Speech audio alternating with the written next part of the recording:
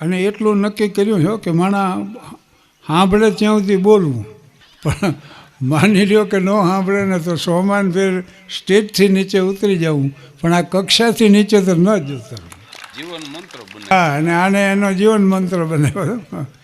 જગદીશે એનો જીવન મંત્ર બનાવ્યો. ઇંગ્લેન્ડમાં ખાણમાં મજૂરો ઊંઘળીને મરી જતા. સર હમ્ફરી ડેવી એક દીવો ગોતી કાઢ્યો.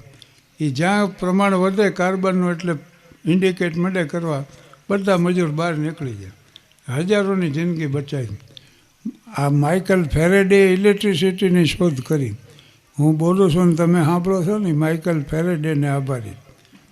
હમ્ફરી ડેવીને કોઈ પૂછતા કે સાહેબ તમારો વિજ્ઞાનમાં શું પ્રદાન, એટલે હમ્ફરી ડેવી કહેતા કે માઇકલ ફેરેડે મારું પ્રદાન. મને ઘણીવાર માણા પૂછે કે હાસ્ય ક્ષેત્રે તમારું શું પ્રદાન, એટલે હું કહું કે આ જગદીશ ત્રિવેદી મારું પ્રદાન.